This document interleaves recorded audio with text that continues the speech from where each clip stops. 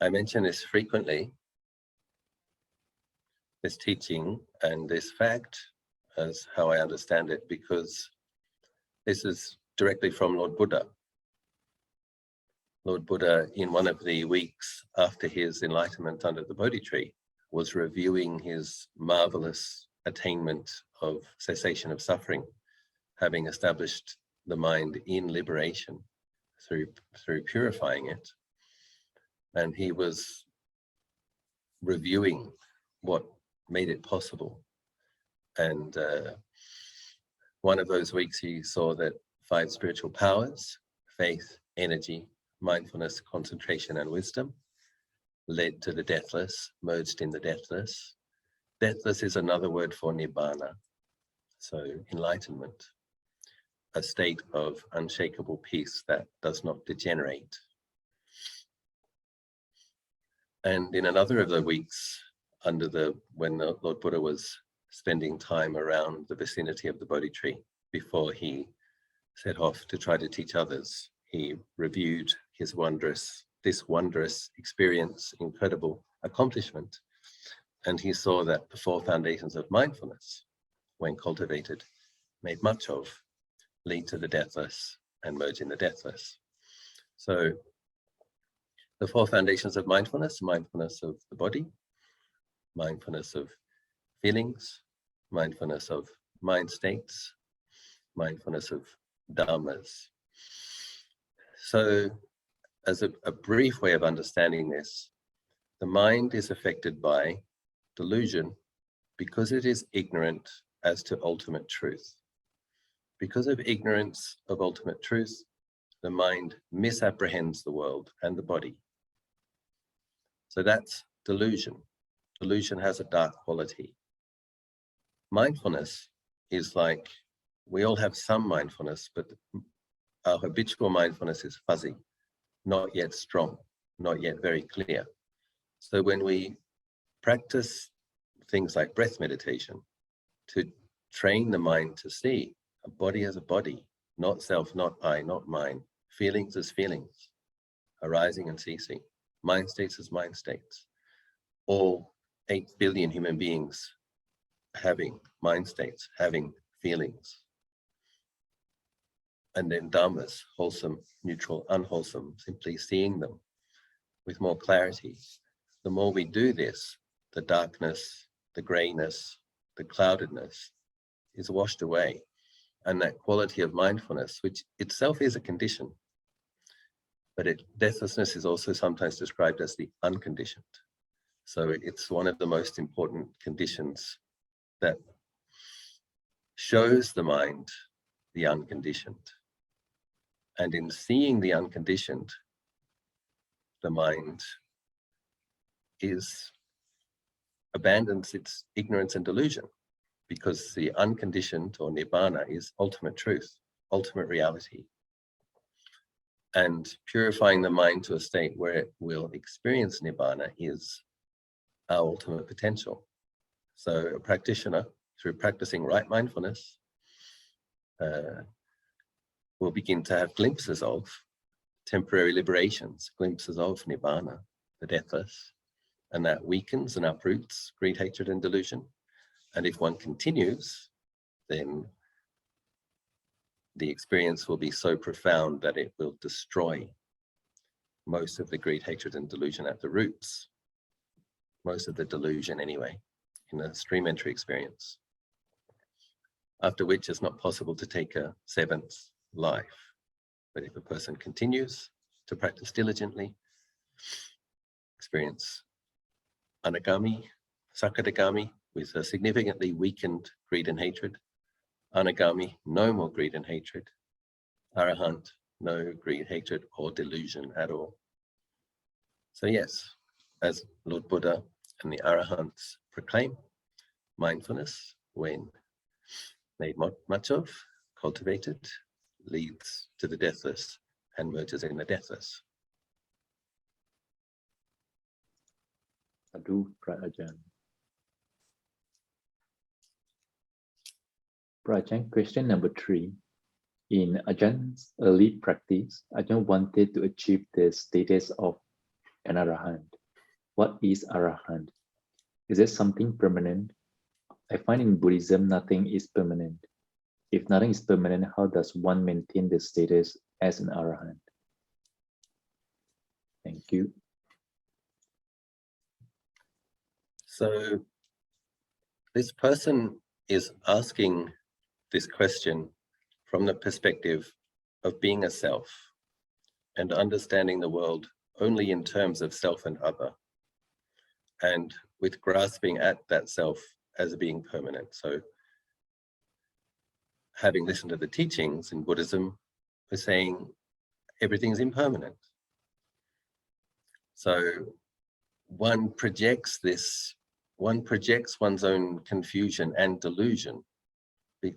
In a way, we don't have a choice, because we have these kind of thick glasses on our, let's just say, Lord Buddha uses the word dust in our eyes.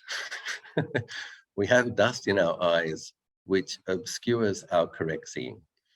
And the dust in our eyes is thinking that we are a self and that we are permanent. So even though we said, Buddhism says everything is impermanent, there's a feeling of being a permanent self that's asking that question.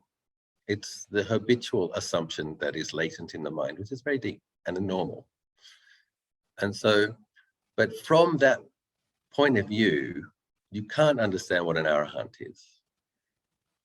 What an arahant is someone who has abandoned self-view.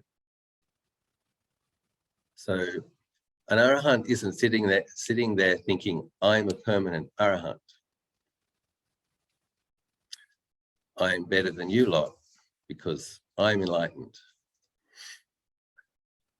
An arahant sees forms as forms, feelings as feelings, thoughts as thoughts, various types of consciousness, body-based consciousness, ear-based consciousness, eye consciousness, nose consciousness, tongue consciousness, arising and ceasing, arising and ceasing, arising and ceasing.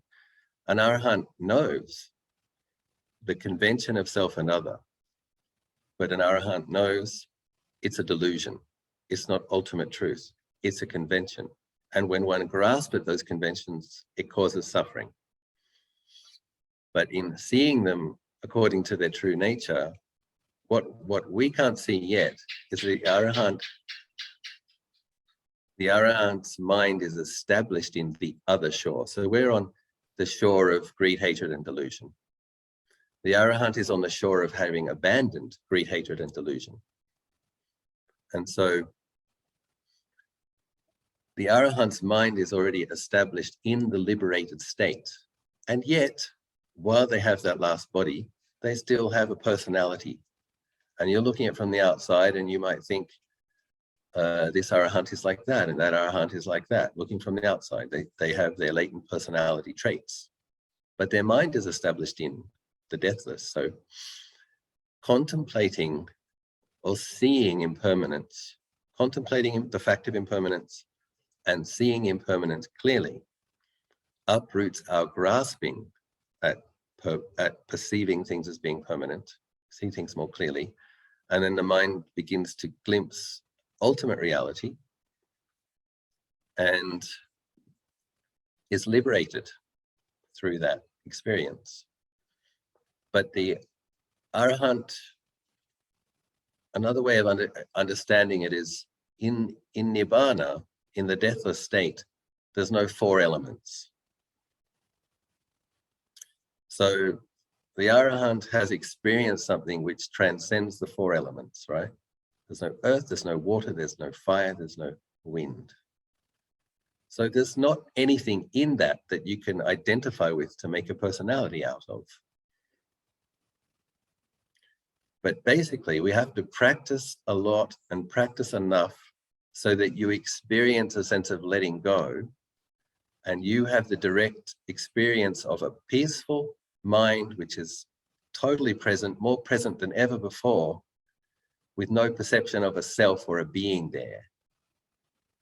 And that will give you some understanding, an intuitive experience, understanding of how an arahant can exist without being a self.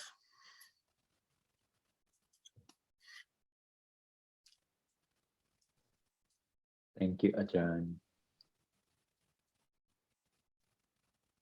Ajahn, question 4. Why do one choose not to be born again? Even Tian Tao believed in this. What happens when one is not reborn? Where does the energy go to? Thank you. So I think I've partly answered that question with the previous question. So conscious beings have in their nature a potential to liberate consciousness to a state of deathlessness, the unconditioned nibbana. So when an arahant lays down the body at the last breath, the mind, the purified, liberated mind, abides in nibbana. It leaves behind the 4 elements, but the mind is liberated. And the only way that one can truly understand it is to begin to have some glimpses into it for oneself, because it's not a concept, and it's the actual nature of nibbana is something that Lord Buddha said was imponderable, something that the conceptual mind, sense of self thinking about can't work out. It's not a thought, it's not a concept. It's the Tibetans attempt to explain it as the mind of clear light, like a sky, which is white but translucent, no world, no being, no elements. But if you practice right mindfulness, see a body as a body, feelings as feelings, thoughts as thoughts, not I, not mine, begin to have some insights, you can experience it for yourself in moments in the beginning, for periods of time later, big universe exploding insights, and then you will too will be one of the arahants, and then you'll understand.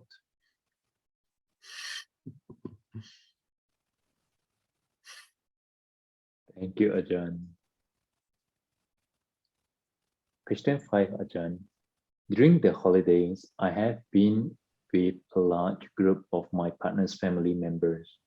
I'm very observant and empathetic person, but I'm often too much affected by others' mood and limited ability to respond empathetically to each other's emotional state.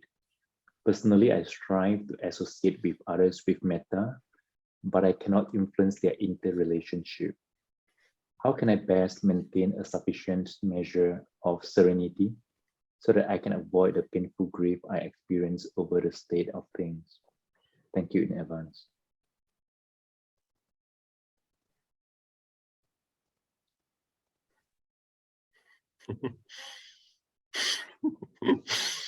I'm not sure how to answer. For myself, for the first few years of being a monk, I used to call my family on Christmas Day, and I used to call my family on New Year's. And after about 15 years, I stopped doing that because I realized that they were doing their worldly celebrating thing, and a monk calling up was just kind of, I don't know, not the right resonance. So I just wait for it to be over myself, and then call my mom afterwards and say, how was Christmas, Mom? How was New Year's? And I do send her a nice message and some Christmas emojis, some New Year's fireworks, but I keep a safe distance basically. And I think a lot of people experience family gatherings and gatherings of large numbers of people as a mixed blessing, you know, especially when alcohol is involved. And in Australia, there's a kind of a teasing culture. And as the alcohol increases, the teasing can get nastier and nastier. And so, yeah, I think it's kind of something you just have to get through, and then I think to think that you could be in the middle of a large family gathering and not be affected by anybody else's kilesa isn't really possible unless you're an arahant. So you basically have to have metta for yourself and try to take some time out when you can. And afterwards, get over the trauma by doing extra meditation, a lot of metta for yourself. So yes, people affected by greed, hatred, and delusion can say nasty things, can have coarse energies, and it affects us. Recently, I've been having some senior police officers visiting me to pay respect. Since I got my royal title and royal fan, a different type of person now pops in to visit Ajahn Achalo. And yeah, sometimes after they leave the room, I'm like, oh, there's some serious energy there. So in a Southeast Asian country, you could pretty much assume that a large percentage of police officers, when they get to be 20 or 30 years into the job, have probably killed a certain number of people, and goes with the job. So there's some, just suffice to say, some interesting energy around senior police officers in this nation. And I realize now that I have to, when I meet such people, we have quite pleasant chat, they're very nice to me, and trying to do their duties, I guess. But I realize that I have to go away and do a half an hour of energetic chanting straight after they leave to bring in some clean, positive energy and establish something of a force field that repels coarse energies. So that's something that even someone who's been a monk for 25 years meditates 4 or 5 times a day. I also am still affected by energies and have to respond energetically, skillfully, to re-establish clarity and well-being sometimes. So,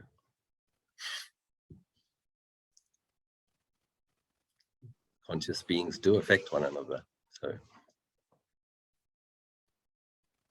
Thank you, Ajahn. Question number 6. Hi, Ajahn. Happy New Year to you. Wishing you abundance of good health and happiness all year round. May I know what should a mother be doing upon delivering her child so as to eliminate fear during labor? Does reciting Metta Sutta alone work, or Augulimala Paritta chant as well? Thank you. So of course, I don't personally have experience of giving birth this lifetime. So I don't know for sure what works. And to be honest, when I put some thought into this, the thought of giving birth is terrifying. So but then again, you know, women's bodies are to some significant degree designed to be able to do it. So I think a part of it is trust. It's like trust, you know, your mum gave birth to you, her mother's mother gave birth to her. About 8 billion human beings in the world. A lot of people manage it. So we understand that it's something that a great many people survive. And Lord Buddha does say that the Metta Sutta and the Augulimala, he does say that the Augulimala Paritta, when chanted, is conducive to successful childbirth. I don't know if this person is having a home birth or if it's a cesarean section, I'm not sure. But if it was me, I'd probably take some morphine. So. But you can get a second opinion about that. So.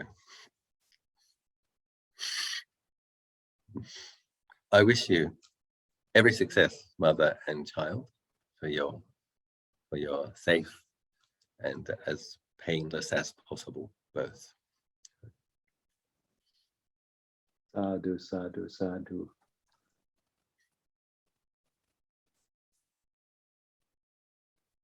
Ajahn, question 7. Hello, Than Ajahn. Thank you for this opportunity to speak with you. My question is this. I have to have a difficult conversation with a team member who is not carrying his weight. This has been disrupting my concentration. It is hard for me to compartmentalize this. I have tried metta, chanting, and walking practice. Do you have any advice for strengthening the mind to focus on meditation when it is time to meditate? Many thanks to this opportunity today and for your teaching you make available online. Anumodana.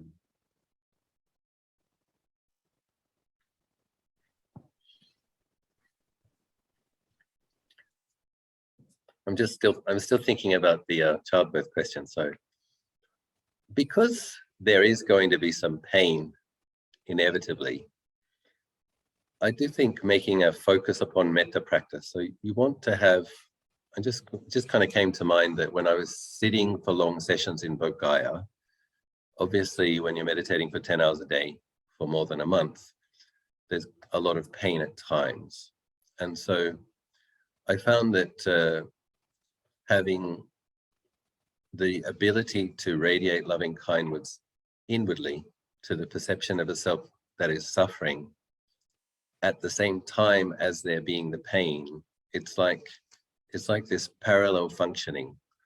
If you really establish the metta citta, on one level there's pain, and on another level there's this metta that has compassion for the human experience of having a body and the pain associated with it. So I would really knuckle down on that. And of course, when you, in preparation, spreading loving kindness to the fetus, to the child within you as well, before the birth, and dedicate merit to the baby. And I think my mother's labor with myself and my twin brother was about 10 hours. And I do thank her on my birthday for having given birth to me. And she says, well, it was very painful, but it was worth it, she says. So that's nice. So, yeah, spread loving kindness to yourself very, very intently, very sincerely, very genuinely, and to the baby, so that when you're in that experience, even if there is pain. And I remember doing this in, I believe I had COVID-19 in Bodh Gaya at late December in 2019. And it was pretty horrible. There was this very high fever that came on suddenly. And there was a thirst for water. And at the same time, there was nausea. There was a sense of having hot flush, but at the same time, there was cold feet. And it was just this kind of mix of experiences where there was hot and cold, hunger and nausea. And it's very unpleasant. And Gautam, young Indian man who I've helped in his life, and he is my attendant when I'm in Bodh Gaya, he asked, Ajahn, do you need anything? Ajahn, what do you want? And I said to him, I want to die. So that would give you some sense for how horrible the experience was. And then I had the experience of not being able to breathe properly, like an asthma-like experiences. And so when I rolled over onto my stomach in kind of a fetal position, then I found that I could breathe more normally. And I did find that just breathing in, may I be well, breathing out, may I be happy, breathing in, may I be well, breathing in, may I be happy, just holding this love in the heart while there was fever, nausea, shivering, difficulty breathing. It did help. It really did help. And I was grateful. And fortunately for me, I was taking immune supporting supplements, 2,000 milligrams of vitamin C, 50 milligrams of zinc, echinacea. And I got over the fever and the nausea in 3 days. And I was back meditating under the Bodhi tree on day 4. And I had a dry cough for about 2 weeks.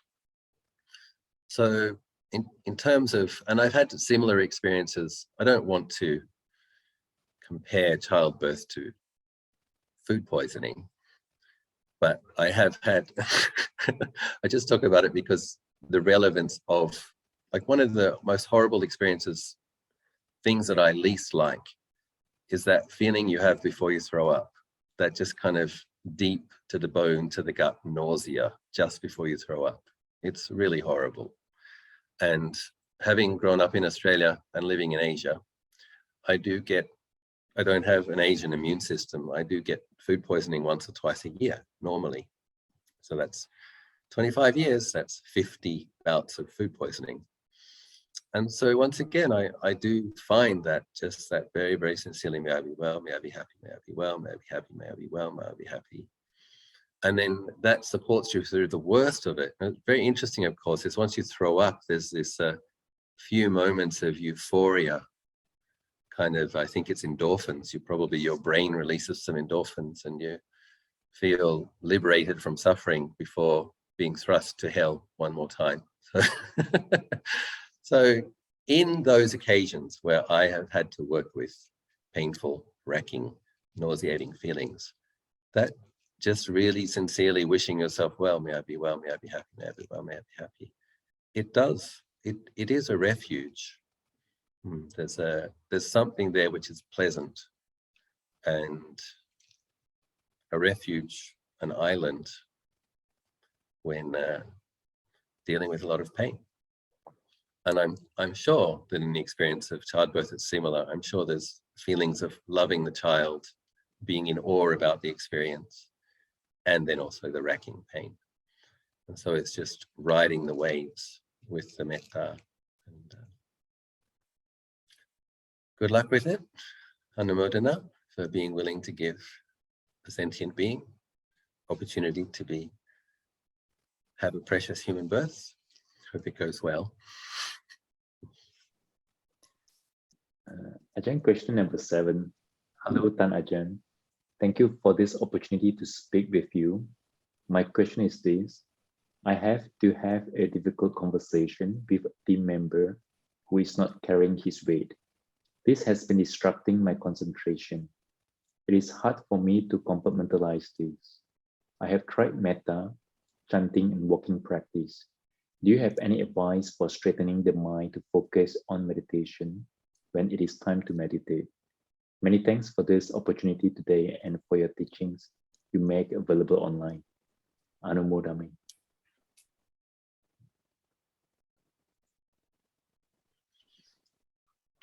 So my least favorite part of being an abbot and being an Ajahn is when I have to tell somebody that they're not keeping a certain standard that they should be keeping, or not keeping a commitment that they made, or not behaving appropriately for somebody living in a monastery, or somebody who considers themselves to be a disciple of Ajahn Achalo. It is my least favorite part of the job. And yes, and it does take energy when somebody's misbehaving or somebody isn't being reasonable or responsible. You do have to think about what you're going to say, when you're going to say it, the way you're going to say it. One does have to put some thought into that. I think probably one of the most important things is to not keep procrastinating. If you know you have to say it, then say it. It's like, if you keep putting it off, then that's why it keeps coming back. No, I'm the one that has to be responsible. Oh no, I do have to say something. So, okay, if you have to be responsible and you have to say something, okay, say it. But the Buddha does say, with regards right speech, one has to check one's intention.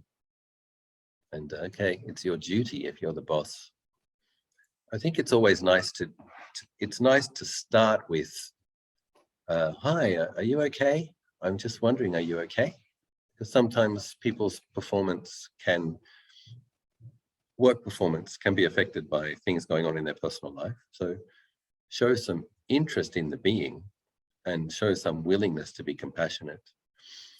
If it turns out that there isn't something really pressing in their life, distracting their energy, and they are simply being a bit lazy, then you have to point out, we have certain goals, certain obligations, certain duties. You're not fulfilling your duty. You just have to say it. But Luang Por Liam often talks about that. My preceptor talks about knowing one's duties and doing one's duties. And so sometimes you just have to say that. I often say, I'd rather not have to bring this up. However, since I am the abbot, since you are living in this monastery, I do have to say something. And so, the way you preface it, inquire if they're okay, and show your willingness to be compassionate. Recently, my gardener did something very naughty. Turned up for work at 8:30, left at 9, came back at 4, without even telling me where he was going or asking permission. And this was terrible timing because I had just been thinking of giving him a raise. And I really wanted to give him the raise, and it was really frustrating that he behaved so stupidly at that time. And so we had to have one of those chats, like, you can't leave for the whole day, basically, on a work day without asking permission, or at least telling me where you went. And had to basically say to him, if you continue to behave like that, not only will you not get the raise, you might lose the job. So, and sometimes when you have you try to have metta, people can take it for granted after a while.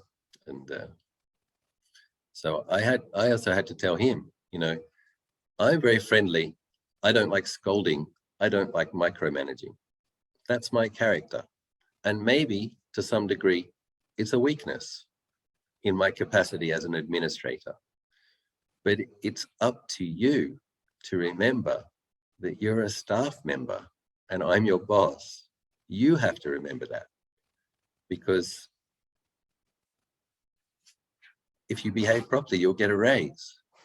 It'll be helpful for your life. But if you don't behave properly, I can't give you the raise. Anyway, I did give him the raise, and I gave him a bonus as well. And I gave him a good scolding. So. And I didn't enjoy it. So we all have to do things we don't want to do, don't we? So. I never even wanted to be the abbot. It just happened.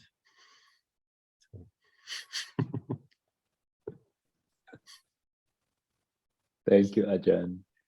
Ajahn, I wonder, do you have time for another question, or you like to have a look? Is it an easy one?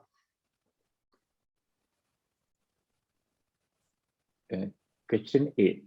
What is Ajahn's thought on the progress of insight as outlined in Visudhimagga and updated by Mahasi and his disciples? I have noticed it is less emphasized in Ajahn Chah's tradition. What are your thoughts, please?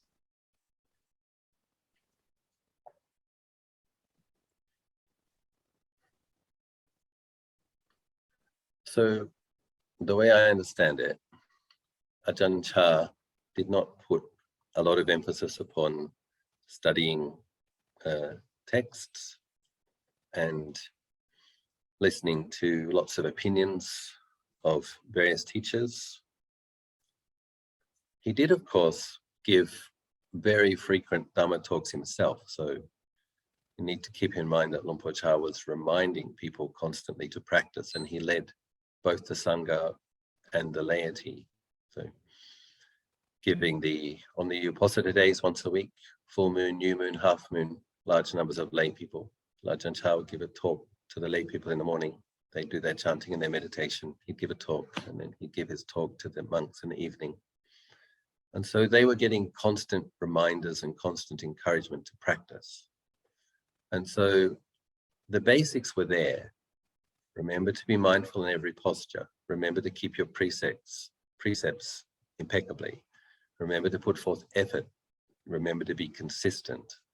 And so if you can't really understand Ajahn Chah's approach from just an intellectual, philosophical exercise.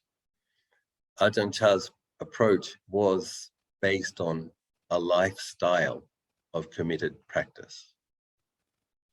And so if you really are chanting every morning, every evening, and meditating every day, several times a day, then you are going to develop your own insight into what hindrances affect your mind, what kilesas affect your mind, which meditation methods are effective, which ones aren't.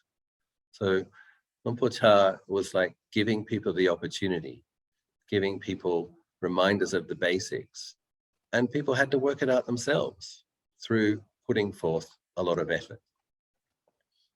And if people do that, in general, it does work. So at least that's my faith and observation among those of Ajahn Chah's disciples who practice a lot and listen to his teaching. So the Visudhimagga was written many centuries after Lord Buddha by a wonderful Sri Lankan bhikkhu, Mahasi Sayadaw.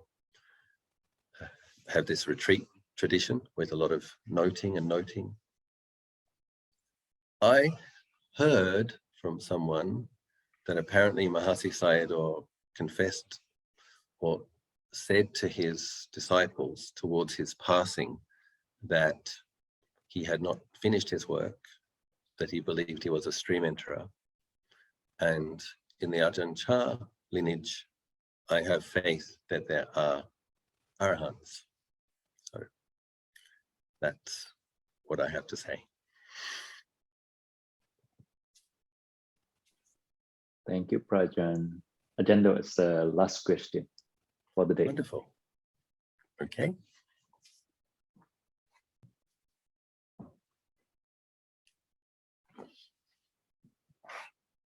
Recently, I was very lucky, was very fortunate. I got a special invitation to attend the Dalai Lama's teaching on the 4 Satipatthana in a Zoom.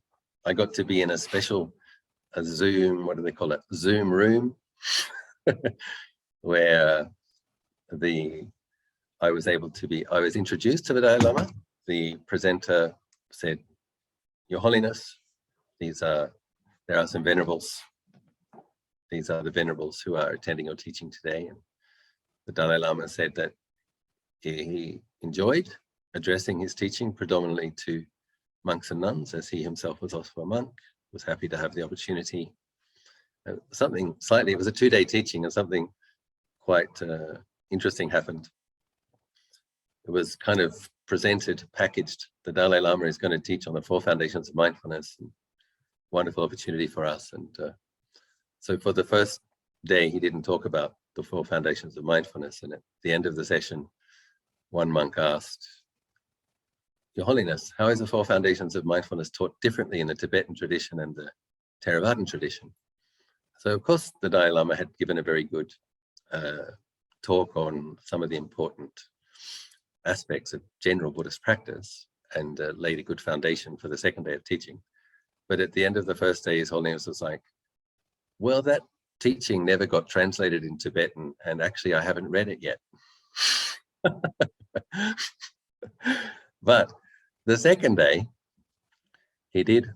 Somebody gave him a copy of the 4 foundations of mindfulness, and I do recommend the second day of teachings of the Dalai Lama's commentary on the 4 foundations of mindfulness, because he went through and basically described how practicing mindfulness of the body lays the foundation to become more mindful of mind states, to have less identification with the body as being a self, lays the foundation, the integrity of mindfulness to be able to contemplate mind states, which then lays the foundation for having deeper insights into ultimate reality. And he taught very much similarly to how Ajahn Achalo and Luang Por Chah would talk about how to practice, why we put the focus on being aware of feelings in the body and postures of the body and breath in the body, and what that leads to eventually. So I'm sure JC can find the link to the second day and put that in this, when you send out the email, the link to the second day of teachings on the Satipatthana of the Dalai Lama. So, bit of homework for you. Hope you enjoy that if you haven't seen it already. Thank you, Ajahn. Sure, I will find it and share with the group. Yeah, the channel is Dalai Lama Archive.